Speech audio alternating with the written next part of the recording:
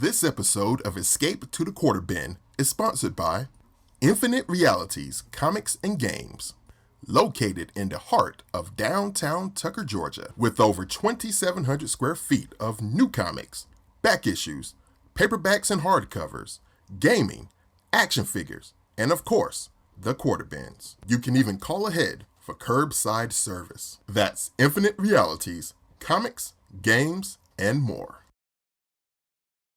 Hey, welcome back everybody to Escape to the Quarter Bin. And I am, as always, your host, Adrian Johnson. And on this particular episode, I have a special treat that I want to share with you guys. I have my good friend, Don Thomas, here with me on this particular episode, and he loves comics. I love comics. So this is just going to be a geek-gasm, if you will. You know what I'm saying? Yes. Yeah, absolutely. So, what Don is here for, I asked him to pick out 5 of his favorite comics. He ended up picking out 6 for good reason, as you'll see. And we're just going to, follow his lead in terms of, we'll go through his picks, why he picked these certain comics, what they mean to him.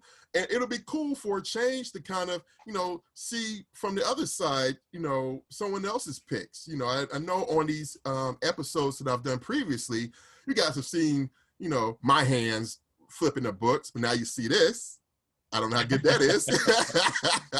But, it'll be cool to have somebody else on the line. So without further ado, I'd like to welcome Don Thomas, everybody.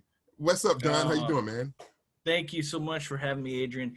I've been watching your YouTube videos, and we've known each other for a while back. Oh yeah. Adrian has slung some ink on some of my favorite pieces, especially like Big Barda, and we met at a little company called Terminus Media, and ever since I met him, he's just been a very generous and gracious man with his time and with his energy.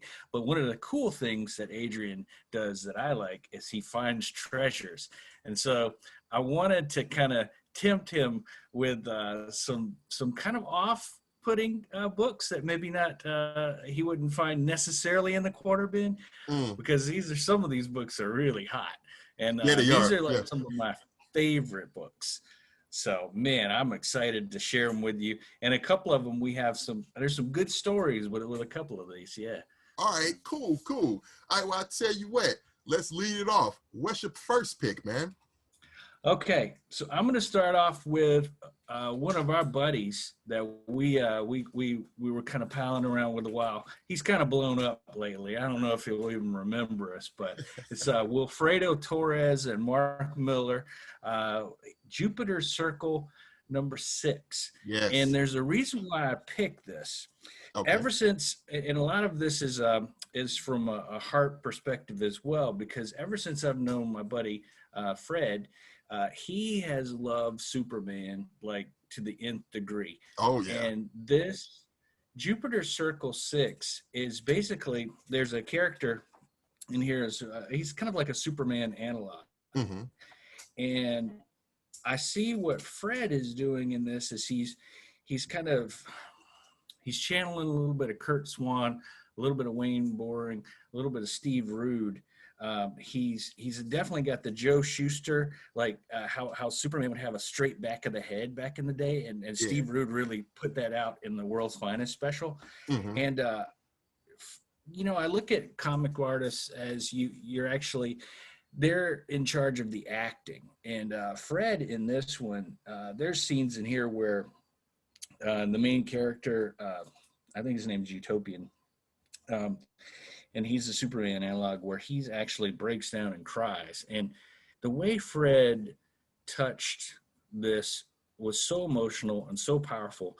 And I've seen him grow from just a guy drawing, gnomes with shotguns to really becoming just a standard bearer. His inks are it's like they're wet looking. They're just so nice. So nice and so clean too. That's the other thing too. And his storytelling reads like a dream. I mean, it reads so smooth, the whole package. I mean, he's just so great. I mean, he has really grown into a complete artist, man. One of the best working Yes. today.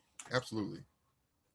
So I knew around this time there was a lot of junk going on in the world, and I think he had, not to get into it, but he was going through some tragedy, Sure. right when this was going in, and I think being able to look at this and knowing him and knowing what he was going through and seeing some of the pain he was able to put on the page, whether intentional or not, it just came through, and it's just one of my treasured books. I mean, it's just so beautiful and just a great story. So that was my first pick. So what did you think of it? I thought it was great as well. I mean, I've been picking up Fred's books obviously as well, and now I will admit though I did kind of slack off on Jupiter's Circle, a bit. I missed a couple issues here and there, so it was good that you came through with that pick, so I could reacquaint myself with that and get the rest of the stuff too to catch myself up. You know, the it's funny that you mentioned the way that Fred, is able to do the emotions of his characters and really get the acting. That's one of the tough things when you're drawing comics, is really to get your figures, your characters rather, to emote rather than just stand there delivering lines or whatnot, so to speak. Right. How everyone speaks when someone's speaking, their mouth is closed, but with Fred's work, you see them talking, they're moving their hands, they're showing that emotion, and this issue right here is a clear example of that. And that's one of the things that's one of the joys of reading his work, and that's what I got out of this issue too. I think Fred he doesn't copy people, but I will say he is the most Toth influence that I've seen in modern history. One of them. And that's such a high compliment, because Alex Toth is just freaking one of my favorites. And but Fred has just got he's unique though. He does have a clean line. His faces are uniquely his. And I think that's where his strengths come in. So I'm gonna go big ups to Jupiter Circle 6. Guys, got to check it out. It's a great story, and it's recently in trade paperback soon, so it's kind of easier to get.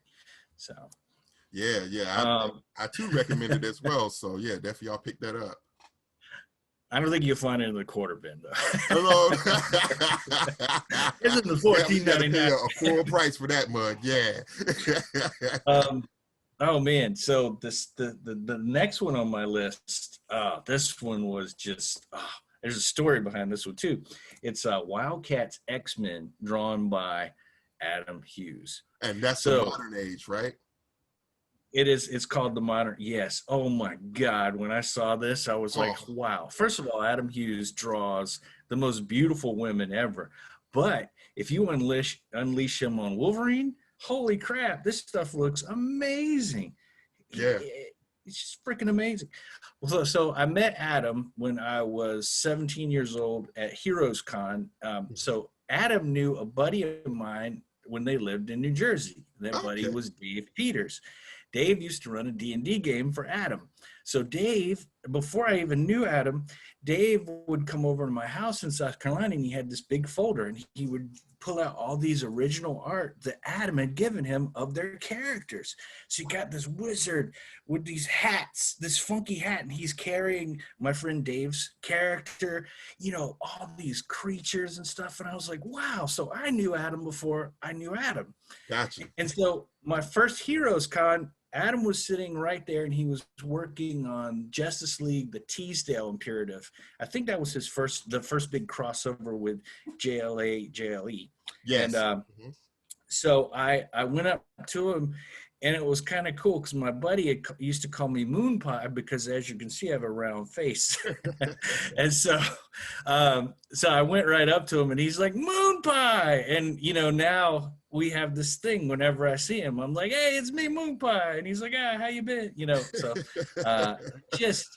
but the reason why I chose this was a time period for me where I was frustrated because they had taken Adam off of the last couple issues of Justice League, going up to issue 50, and they gave him to I don't know the artist's name, and I don't want to disparage anyone, but it wasn't Adam Hughes style or even Kevin McGuire style. It was very amateurish, and I didn't care for it. So when I got a chance to see him draw WildCATS, but more importantly, draw X-Men, I was like, I got to be on there. And I'm looking through this, and it's gorgeous. It's just one of those books. Yes. And that book right there, that was a 1-2 punch, because before this you had Travis Charest's WildCATS X-Men Golden Age. So it's like bam, and then 3 months later, bam, Adam Hughes. And I'm telling you, man, when those 2 books came out, those were like, when they came out, I was 17 actually. This is 97, okay? When those books came out, those were Bibles, instant Bibles. Like, oh man, Right. just. And the thing with the modern age, with Hughes's work on there, it's like he synthesized his style with like that prime Paul Smith style and a little bit of just, I don't know. It's like I'm like seeing Dave Cockrum in there. No, you go ahead, man. No, I was just, I was saying he kind of was giving his homage to Dave Cockrum, especially on the Nightcrawler stuff. I mean, it just had that kind of rich, you know how they do like the black skin of Nightcrawler, and it's just a little, Cockrum would do that. It's mostly black, but then you have a little bit of highlights. I see Adam was doing that. And so like a lot of artists just do a lot of the blue skin. Just straight. But he was really take, I was like, wow. No, I didn't mean to cut you off, but I just get excited and want to jump in. Oh no, jump in, my friend. But man, oh no, I was gonna say they had some dirty panels in there with robot sex and well, junk. yeah, like, of course. And even that was so inventive. Like, the thing I remember about that was, okay, for those who have not read it, if you're familiar with WildCATS, there are 2 characters named Spartan and Voodoo. And Voodoo is very va-va-voom, trust me on this. And, she has a thing for Spartan that had been established in the actual WildCATS ongoing series. So in this particular special, they check into the Hellfire Club, the hotel or lodging or whatnot. And they end up, having relations, what I'm saying, like Don intimated. And the crazy thing about that is, man, there's 2 things about that scene that get me. One is the doorman and the way Adam drew that exaggerated with the exaggerated buck teeth. Like you can almost hear his voice. Like, yes, what do you want? Yes. I love that. It's so funny. That's in the back of my head when I've tried to draw like a certain character of that type. I think back to that because he just nailed it. And then the other thing too is, the other influence that Adam was seemingly working with too is the influence of Kevin Nolan. Like you can see it in the Nightcrawler example that you said, the way those blacks are just laid down. And then especially the way he integrated like the sound effect when the Hellfire Club soldiers or whatnot, the guards, come in there and zap Spartan and Voodoo, the way he integrates that into the panel. And with the figures, and you see the X-ray of, you see the X-ray of Voodoo, right? And you see the X-ray of Spartan with his robot parts. I just thought that was hilarious. Like it was just a great payoff, but it was also so inventive, Yes, man, that book is one of the ones that I pull out when I just want to be inspired by. Yeah, it's just inspiring. Just flat. Wow. It's one of my favorite. And he's still always good. He's one of those guys, like I actually bought Betty and Veronica. I don't even read Archie comics, but I bought Betty and Veronica. So I was like, all right, I'm there, buddy. Whatever you're doing, Adam, I'm gonna buy, man. So. And one more thing before we leave on the modern age, man. That spread at the end with both the WildCATS and the X-Men team together, and you have Wolverine jumping towards you with his arms, his claws out and everything. That spread right there, that killed somebody's career right there. That just, It's probably, like I said, I'm gonna give that book AAA 9 stars out of 5. I mean, it's pretty untouchable. I've always got it on the. I keep a pile of art books and artists that inspire me to the side, and it's never left the pile since I've owned it. So it's just that darn good. My next book is I'm taking you back to the epic line. Right. And that is Fritz Leiber's Fafhrd The Grey Mouser, written by Howard Chaykin. I guess it was adapted, and by Mike Mignola. Now, this was a great time for me in my life. This was this was my first introduction to Mike Mignola. And I think I was heavily into sword and sorcery and fantasy stuff. And when I saw this, I was like, oh, I got to get it. And so I think I was, this came out in, gosh, let me see, the Indica. This was 1990. Yeah.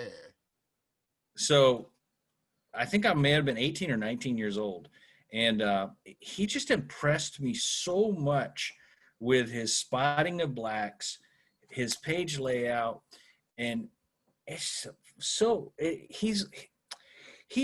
could tell he was definitely, this was before he got really, really stylized. And I love the modern Mike with his stylization, but I could tell they all in the 90s had that weird kind of line that they would do for shadows and fog instead of just doing it completely black. Now, a lot of his page layout was, he'd spot his blacks very well.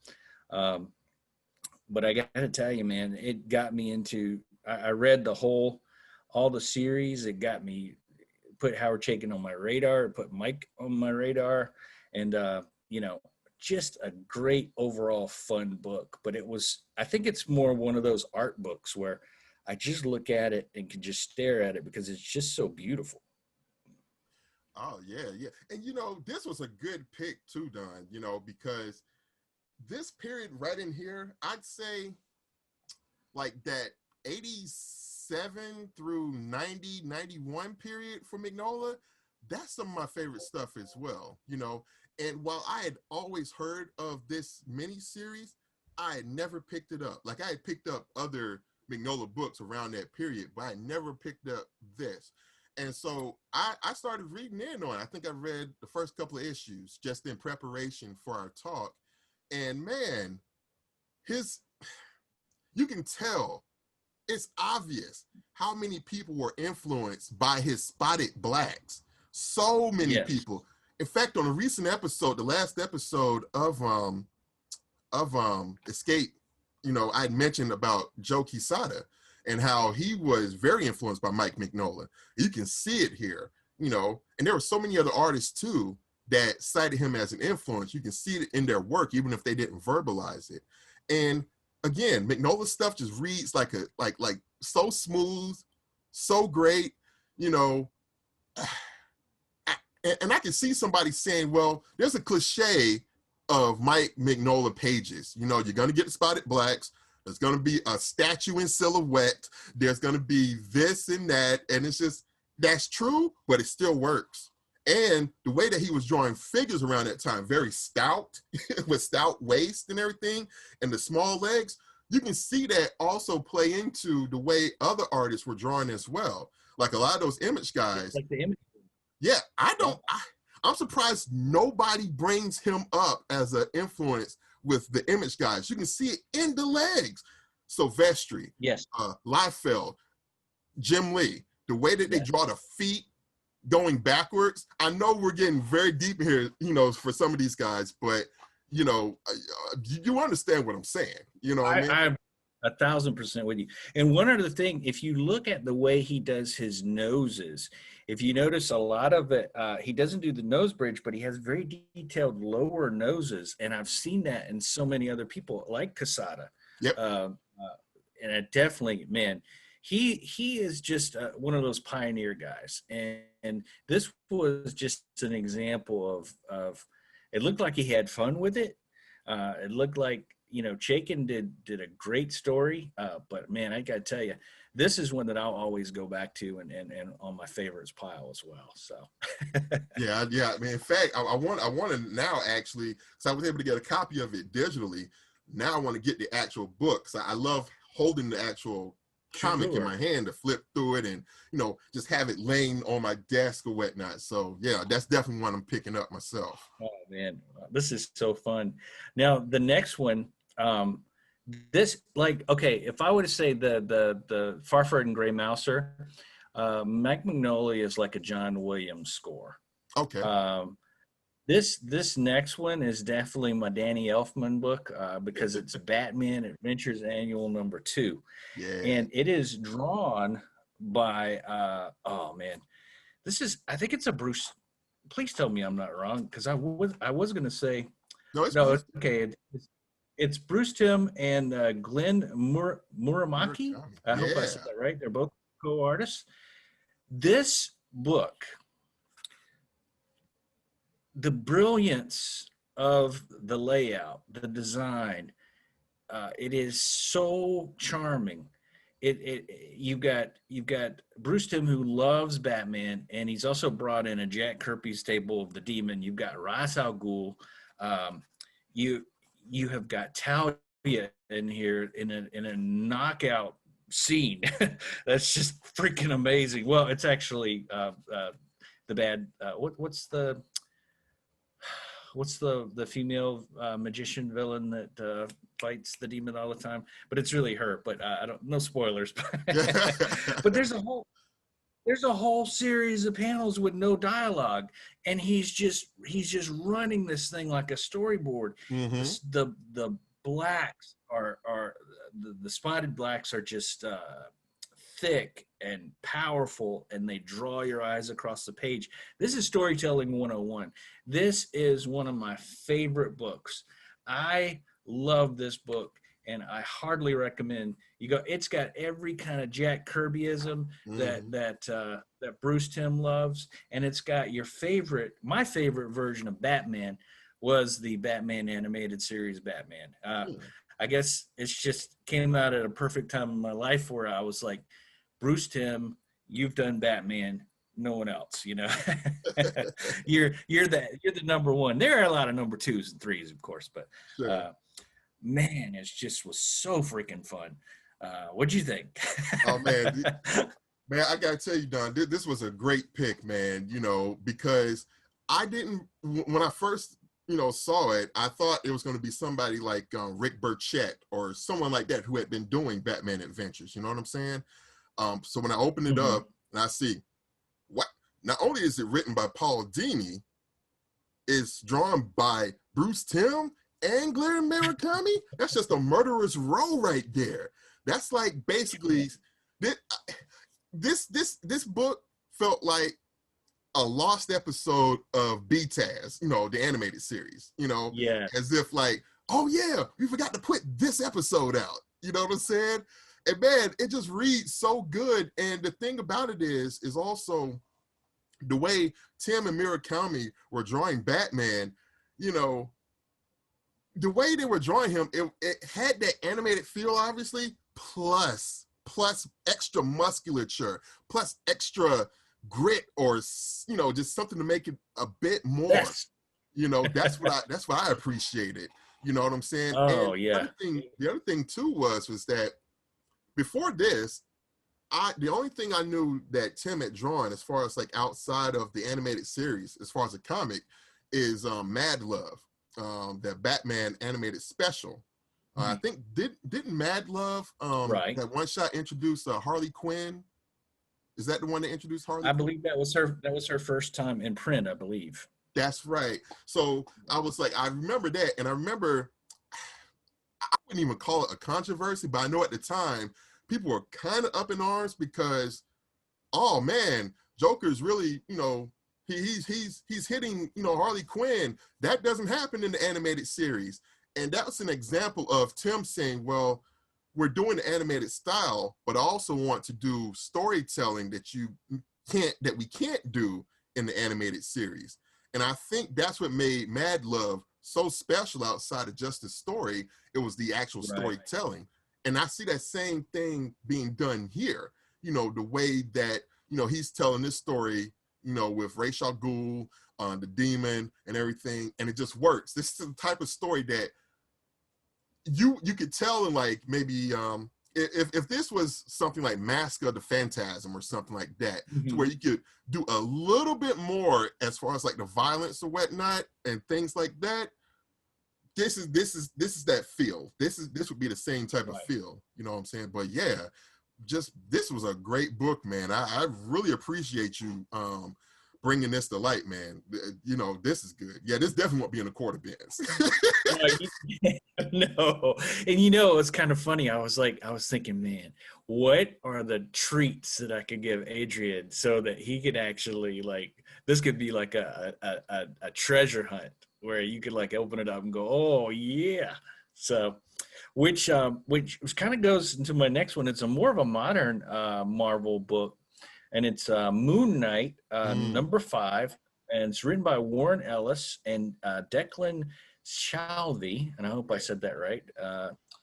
This is so I never saw. There was supposedly a movie where a gentleman, and I think Judge Dredd did this too, where you have to go up through various levels of a major building or something.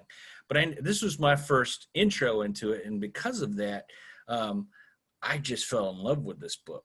I love the way Ellis writes Moon Knight. He's insane, but he's still a good dude, but he's also, I don't know how to describe. There's something so primal about the way that Declan is able to put a character in all white and put him in the grimiest and grimmiest of circumstances, and it works. Moon Knight shouldn't really work based on the costume, you know, but if you have a great artist, I mean, it really just turns them around. I remember my first introduction to Moonlight was from a Gene Colan piece, and I was like, wow, you're in a lot of shadow. But it was great because I've learned, as a kid, you want to go back and say, hey, you need to appreciate Gene Colan more, because now I really appreciate Gene Colan. Gene Colan did a whole run on Detective Comics where Batman was a vampire, and I still got to go back and get those. Those were freaking amazing. You got Dick Grayson's in it. You've got Alfred. Batman's becoming a vampire. It just works. I think that was after he had got off Tomb of Dracula or something, and they were like, hey, these are your strengths. Yeah, go run with it. But man, what'd you think of Moon Knight number 5? Man, you know, I remember Ellis taking over Moon Knight, and you know, I was just kind of like, oh, okay, because I know Moon Knight, man, he has gone through infinite, like, just mini-series and starts and stops and everything, you know what I'm saying? And this particular issue here, man, I think the movie you may be thinking about too, in addition to Dredd, there's a movie called Old Boy. It was a Korean movie, but then Spike Lee also did a remake of it as well here in the States a few years back, and I think you had Josh Brolin as the title character, and same thing. And in fact, Daredevil has, I don't know if it took influence from Old Boy. I think so. You know, just basically the action of you start at the bottom and you work your way through the top. And if you really want to get technical about it, it's Game of Death with Bruce Lee. You know? Yeah. If you really want to get real about it, you know what I'm saying? But speaking on this issue though, man, I tell you what, this here has some of the best choreography, the best choreographed violence that I've seen. I don't know when. Like, it just flows like, wow, brutal, but each move made sense. You were never lost. You know, like each page, here are the guys that he has to get past. He dispatches them. He moves on.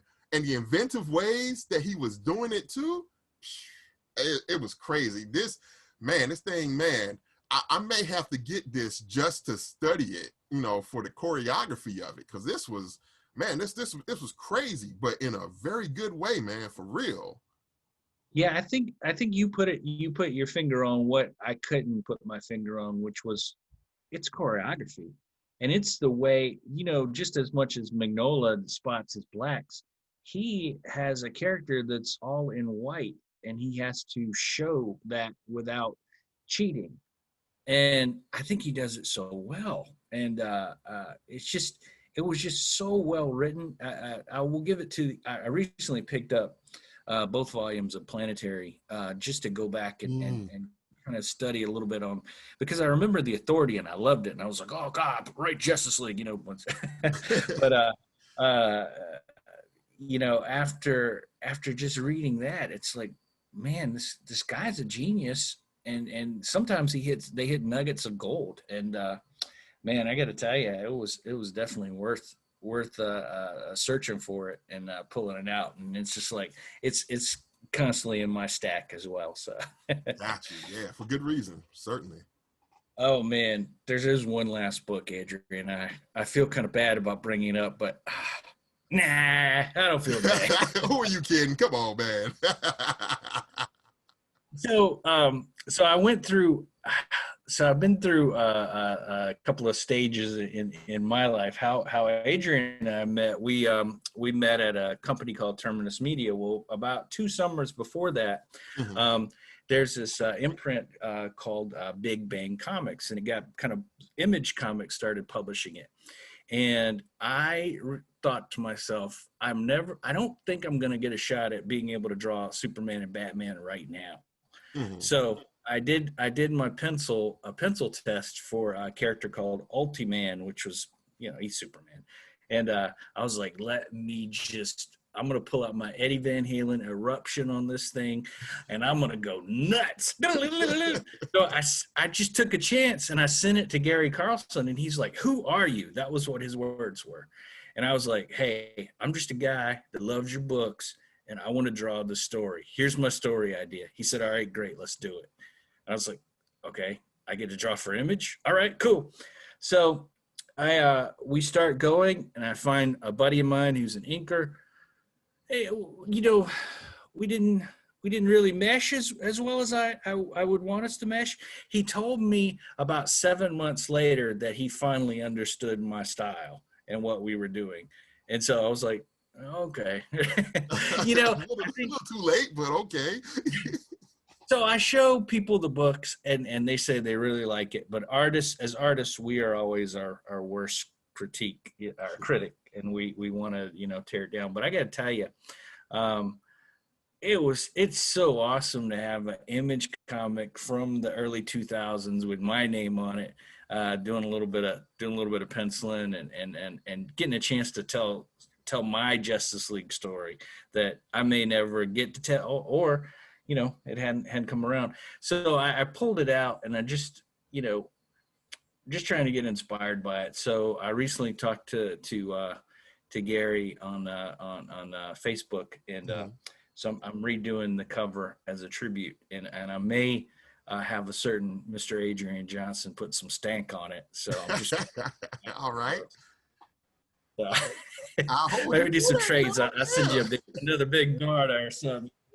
So maybe we can get a nice print or something. But man, yeah, I just wanted to share that one with you in case you never saw it, and just to say, hey, I'm still here. No, man, I appreciate that, because the funny thing too is that I'd actually seen that before, but I don't know why I didn't put 2 and 2 together that you had done it. I thought maybe when I saw it, I was thinking, well, maybe you just did the cover, because I knew you had some type of affiliation with Big Bang. Like I think I learned that maybe shortly after we met, like that you were really into, Big Bang comics, but also a lot of that Silver Age stuff. You know what I'm saying? Right. So I was like, okay, he did a cover for it. But you surprised me when you picked out this book, and I was able to get a copy of it myself. And I'm looking through it, I was like, this stuff is actually pretty good, man. You know what I'm saying? Like, it actually was pretty good. I'm not blowing smoke up your butt, man. It really was. But You You know, know, go ahead, man. I'm sorry. It's just my layout. You know, Rob. I'd listened to Rob Liefeld, and he was like, I'm not the best illustrator, but I know how to tell a story. And a lot of times he would say that when he got excited about something. So I definitely know when I get excited about something, that it still comes through the pages. So I felt really good about the way the story was told, and the layouts and stuff.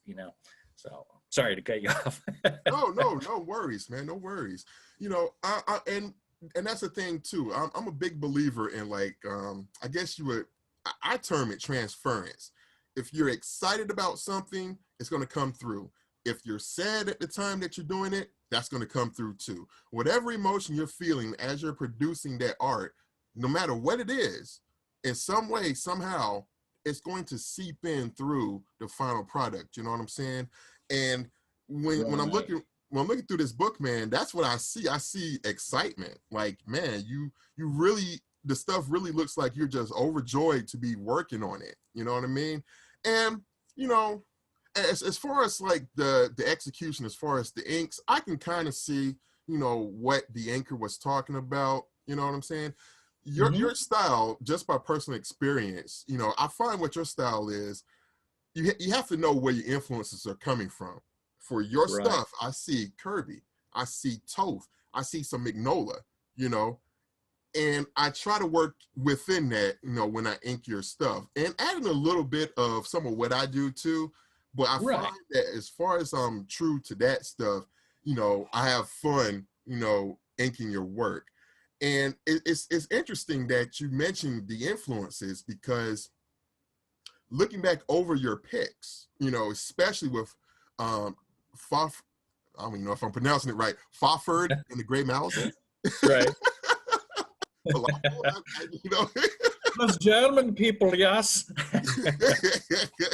but yeah, when I was reading through those, I was like, man, now I can see why Don like really loved this series. I can see the direct influence from just that to some of the stuff that you do, because you do Mhm. similar spotted blacks and everything too, and it's just it's really cool, because at the end of the day, a lot of us don't really get a chance to really work on a comic, and it's like we spend like a lot of our lives, before becoming professional, if we ever do, just hoping to draw at least one comic, that's published, that we can go to the shelf, pick up and see, and like, oh man, regardless of, maybe the colors didn't come out right or whatever. It's just the fact of, here's something I did 3-4 months ago, whenever, and now here it is for other people to see.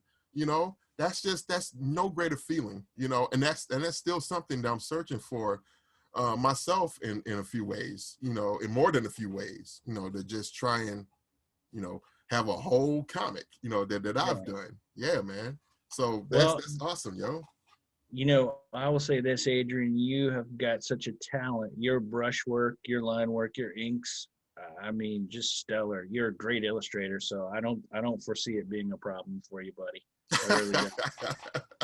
And I know we're doing a mutual admiration society, but you actually are one of my favorite people to talk to with, as far as illustration and comic books. But you've just got an appreciation for art, which is what makes it's a rarity to be able to go up underneath the surface, and then have the grand conversation of what puts you in your chair, and Mm. and you've really hit on it. So I loved doing this. I mean, this was such a freaking blast, man. Oh man. Well, yo, I love having you here, man. You know what I'm saying? This was wonderful. So hopefully, you'll be a recurring guest in the future. You know what I'm saying? Come back with some more picks, because it's a lot of fun just to sit on the other side and see someone else do the thing. Man, excellent, excellent. Well, yo, man, I appreciate you coming on, Don, and to you guys, the viewers. Thanks once again for uh, watching and listening to another episode of Escape to the Quarter Bins. As always, I'm your host, Adrian Johnson. And don't forget, I have a Patreon available at patreon.com Inazuma Studios. For just $1 a month, you can support the channel and keep these videos right here coming out to you. All right, you guys take care. Peace.